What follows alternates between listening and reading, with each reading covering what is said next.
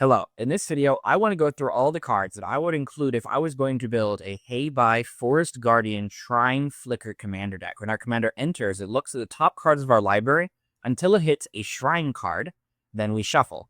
For one of each color, we can tap, just for each legendary enchantment we control, make a 1/1 colorless spirit creature token that can't block or be blocked by non-spirit creatures. So we want to include a ton of shrines and a ton of ways to bounce our commander to take advantage of all of the shrine abilities. First, the Kamagawa shrines, those Shintai of Ancient Wars. 2 and a red for a 2/2 with first strike. At the beginning of your end step, you may pay 1. When you do, it deals X damage to target player or planeswalker, where X is the number of shrines you control.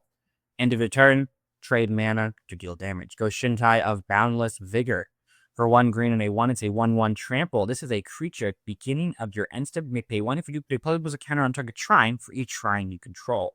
Go Shintai of Hidden Cruelty as a creature. It's a 2/2 for 4. It's a Death Touch. At the beginning of your end step, you may pay 1. When you do, destroy target creature with toughness X or X, where X is the number of shrines you control. Go Shintai of Life's Origin is 3 and a green for a 3/4. 1 of each color to tap, return target enchantment card from your graveyard to the battlefield. Whenever it or another non-token shrine enters the battlefield under your control, create a 1/1 colorless shrine enchantment creature token. Go Shintai of Lost Wisdom is 1 blue and a 1 for a 0/4. At the beginning of your end step, you may pay 1. When you do, target player mills X cards, X is the number of shrines you control. And go Shintai of Shared Purpose, 1 white 3 for a 1/3. Beginning of your end step, you may pay 1. If you do, create a 1/1 spirit creature token for each shrine you control. Same effect that our commander has, it makes spirits. All of the Kamagawa Neon Dynasty shrines trade 1 mana to give you an effect. You can mill, you can make a 1/1, you can put plus counters on things. It gives a lot of flexibility to the deck. The original Kamagawa shrine, just do something once each turn. These have an amount of flexibility, and they're also creatures that can block. But because they're creatures, they can also die to more sources of removal. You want to create play effects that give them protection. I also think that this one in particular is just an amazing piece of artwork. Greater Uromancy for 1 white and a 1. It's an enchantment. Other enchantments you control are Shroud. Enchanted creatures you control are Shroud. So now you can't target your shrines, and neither can your opponents. Herald of the Pantheon. For 1 green and a 1, enchantment spells you cast cost less to cast, which is nice when like half of our deck is going to end up being enchantments. And whenever you cast an enchantment spell, you gain a life. Now, our commander just puts them into place. We won't gain life off of that ability, but still nice. Poden of Cleansing Fire. For 3 and a white, it's a legendary enchantment shrine. At the beginning of your upkeep, gain 2 life for each shrine you control. This is what I'm talking about from the original Kamagawa shrine. Reprinted here from Eternal Masters. At the beginning of your upkeep, they just do something. At the beginning of your upkeep, Poden of Infinite Rage deals damage to target creature or player equal to the number of shrines you control. At the beginning of your upkeep, put a 1/1 colorless spirit creature token onto the battlefield for each shrine you control. That's what Hoden of Life's Web does. Hoden of Night's Reach. At the beginning of your upkeep, target opponent discards a card for each shrine you control. If you have 3 shrines in play, and you're making your opponents discard 3 cards, they only have so much cards. Like, that's an insane amount of cards. 3, 4, 5.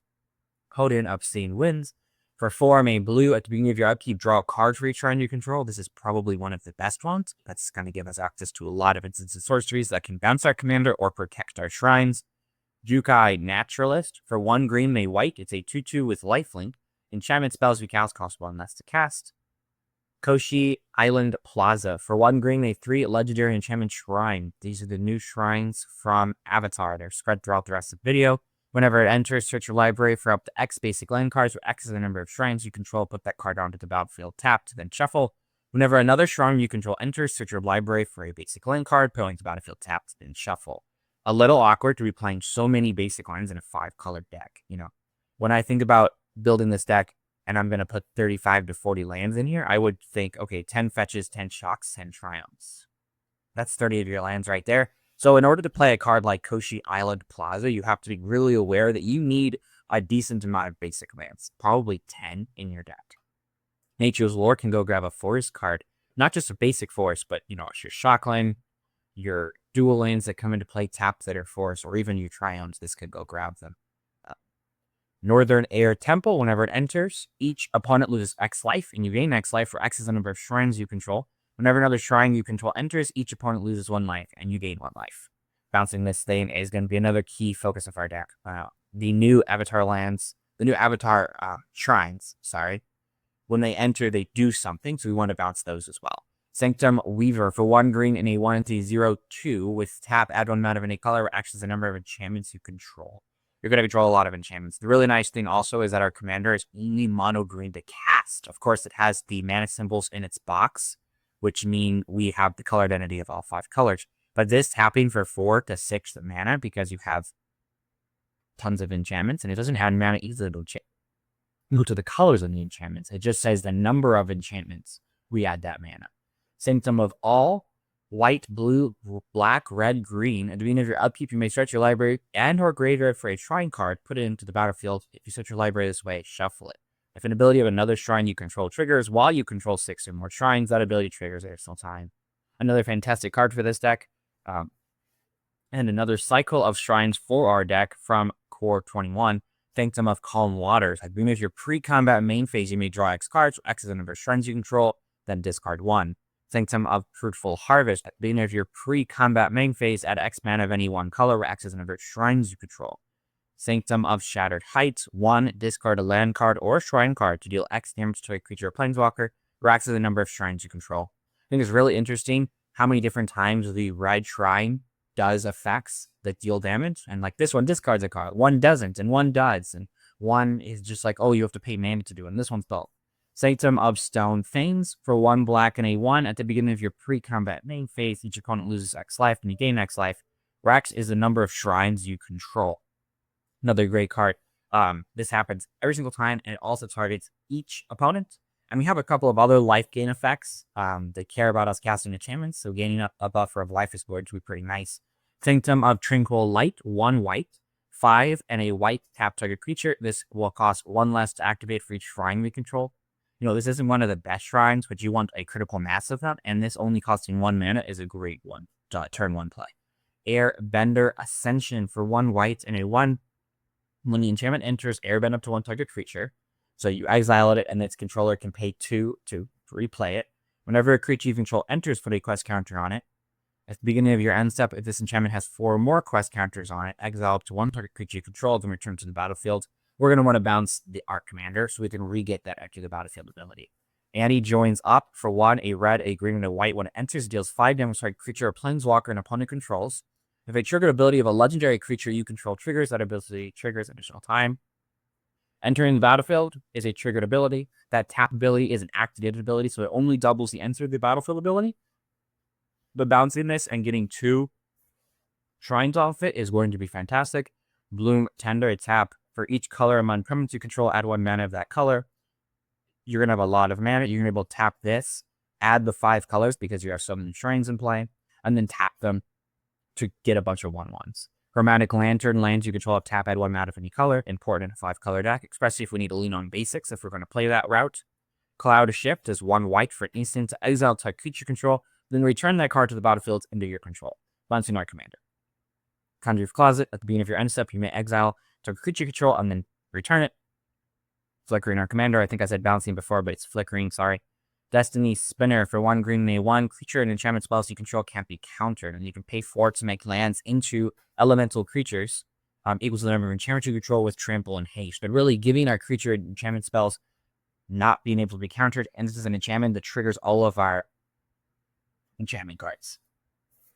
Displacer Kitten, whenever you cast a non-creature spell, exile it to 1 target non-land permanent you control, then return that card to the battlefield under its owner's control.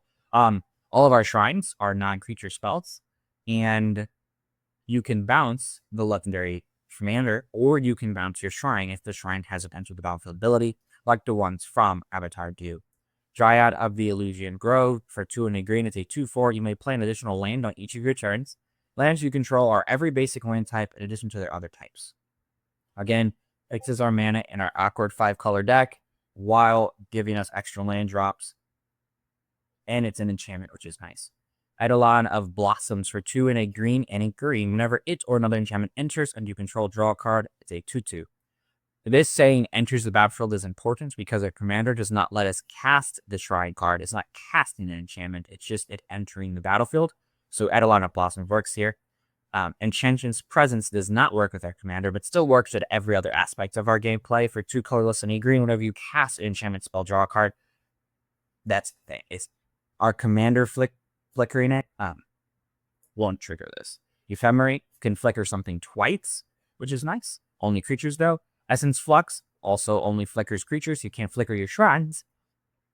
But flickering our commander to continue to get more shrines in play is great. Extinguish All Hope. Destroy all non-enchantment creatures. If you make your shrines into creatures, you just have other enchantment creatures around. You're going to want to play board wipes. And yes, this will fill your commander, but I think that's worth it. Destroying everything in play is important. Fey Burrow Elder for 1 green and a white.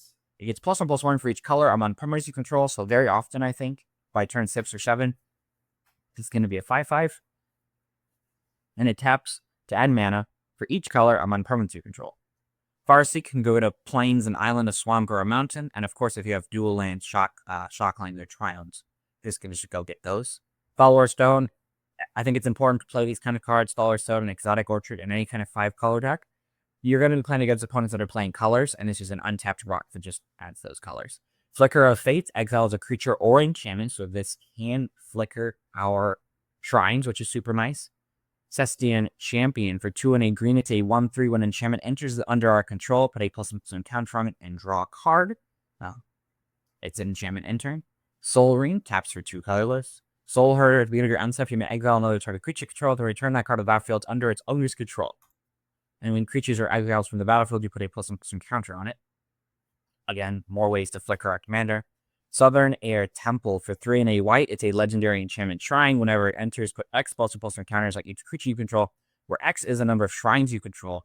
Whenever another shrine you control enters, put a +1/+1 counter on each creature you control. This is very good with the activated ability of our commander that just creates a bunch of 1/1s, In hindsight, I would also add Cathar's Crusade to this deck list, so that whenever you make 5 1/1s, they're all 6 6s instead. Whenever you make 10, they're all 11 11s instead. Should have included that, but didn't think about it. Sphere of Safety for 4 and a white. Enchantment. Creatures can't attack you or planeswalkers you control unless the controller pays X. Each of those creatures where X is a number of enchantments you control. Gives you some protection, maybe a Sphere of Safety. Sterling Grove for 1 green and a 1 white. Other enchantments you control have Shroud, you can sack it to go get an enchantment and put it on top of your library. And then if you flicker your commander, you can guarantee it comes into play.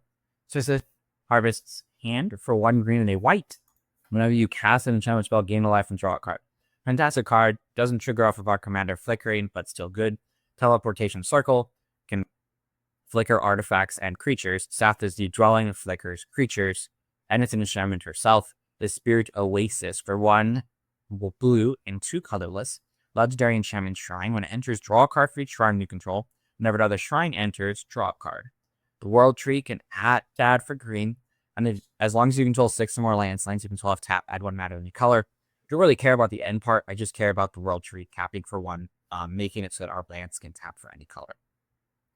3 visits can go get a forest. Weaver of Harmony. Other enchantment creatures you control get +1/+1. Green tap. Copies target activated or triggered ability you control from an enchantment source. You copy your shrine entering. It's a triggered ability or the activated ability of paid mana. It's good. White Lotus Hideout, tap out a colorless, tap add 1 mana of any color, only to spend a lesson or shrine spell. And then, of course, they can also pay 1 to tap to add 1 mana of any color. Those are all the cards that I would include if I was going to build a Hei Bai Forest Guardian Shrine Flicker Commander deck. You may know your thoughts on this deck tech in the comments below. How are you planning on building him? I hope you have a good rest of your day, and may your top decks be ever in your favor. Thank you.